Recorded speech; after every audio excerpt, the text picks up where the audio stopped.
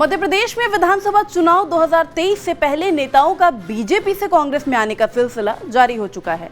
BJP से कांग्रेस में आने वाले नेताओं की संख्या 31 तक पहुंच चुकी है, जो हर दिन बढ़ती ही जा रही है। कांग्रेस ज्वाइन करने वाले नेताओं में अधिकतर पुराने कांग्रेसी नेता हैं, जो मार्च 2020 में ज्योतिरादित्य सिंधिया के साथ बीजेपी में चले गए थे। नमस्कार, आप देख रहे हैं टीवी 9 मध्य प्रदेश छत्तीसगढ़। मैं हूं आपके साथ अनुभा सिंह। विधानसभा चुनाव से पहले जो नेता कांग्रेस में आए हैं, उनमें लगभग 25% सिंधिया के कट्टर समर्थक ही हैं। बीजेपी में ज्वाइन करने के बाद ज्योतिरादित्य सिंधिया को केंद्र में मंत्री बना दिया गया। वहीं कुछ विधायक बनकर मंत्री बन गए। जिन्हें कुछ नहीं मिला, वो निराश होकर वापस कांग्रेस में आ गए। बीजेपी से कांग्रेस में आने वाले नेताओं में वर्तमान विधायक, पूर्व मंत्री, सांसद, जिला पंचायत सदस्य भी शामिल है। आइए एक नजर डालते हैं ऐसे नेताओं पर। बीजेपी छोड़कर कांग्रेस में शामिल होने वाले नेता वीरेंद्र रघुवंशी, भंवर सिंह शेखावत, गिरिजा शंकर शर्मा, माखन सिंह सोलंकी, राधेलाल बघेल, दीपक जोशी, याजवेंद्र सिंह यादव, हेमंत लारिया, दीपक सारण, ध्रुव प्रताप सिंह, भंवर सिंह शेखावत, अवधेश नायक, वंदना बागरी, रोशनी यादव, समंदर पटेल, बैजनाथ सिंह यादव, रघुराज धाकड़, राकेश गुप्ता, गगन दीक्षित, रंजीत यादव, सुबोध दुबे, दिनेश बरैया, नरेंद्र गुर्जर, राहुल शाक्य, डोरिस जाटव। दरअसल जो सिंधिया समर्थक सिंधिया के साथ बीजेपी में गए थे, वो अब ना तो बीजेपी के माहौल में घुल मिल पा रहे हैं और ना ही बीजेपी के पुराने नेता उनको पार्टी में जमने देना चाहते हैं।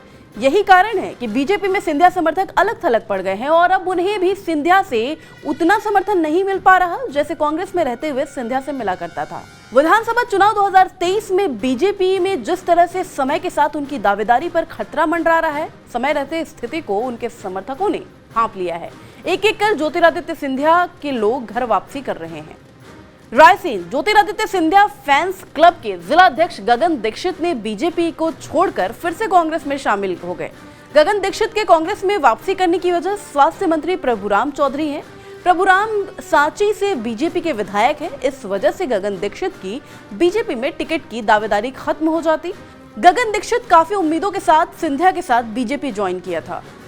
शिवपुरी सिंधिया के खास राकेश गुप्ता ने भी चुनाव से पहले पाला बदल लिया।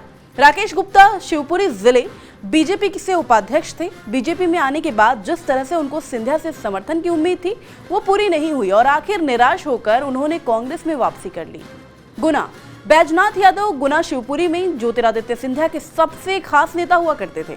शिवपुरी जिले में बैजनाथ यादव का अच्छा खासा दबदबा था, लेकिन बावजूद इसके वो बीजेपी में स्थापित होने के लिए कड़ा संघर्ष कर रहे थे और आखिरकार थककर बैजनाथ ने भी बीजेपी से विदाई ले ली और कांग्रेस में वापसी कर ली।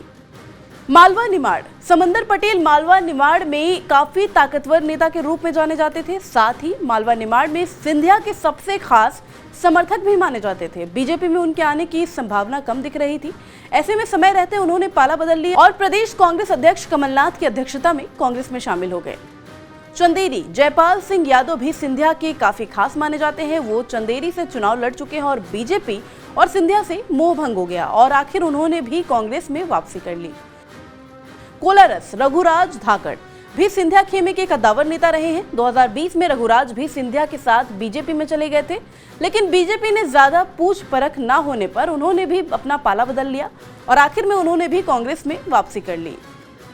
अशोकनगर यदुराज सिंह यादव भी ज्योतिरादित्य सिंधिया के करीबी माने जाते थे। विधानसभा चुनाव से पहले उन्होंने भी अपना पाला बदल लिया।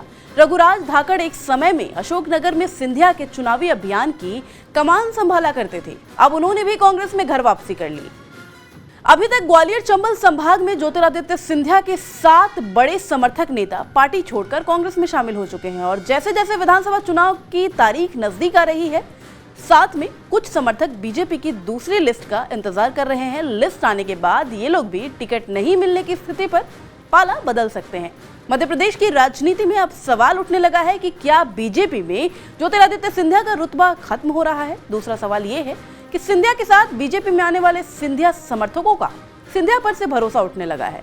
वहीं बीजेपी ने भी अपनी पहली लिस्ट जारी करते हुए सिंधिया और उनके समर्थकों को साफ संदेश दे दिया है कि उनकी खातिर बीजेपी अपने पुराने नेताओं की नाराजगी का सामना बिल्कुल नहीं करेगी। मध्य प्रदेश और छत्तीसगढ़ से जुड़ी तमाम बड़ी खबरों के लिए देखते रहिए टीवी 9 मध्य प्रदेश छत्तीसगढ़।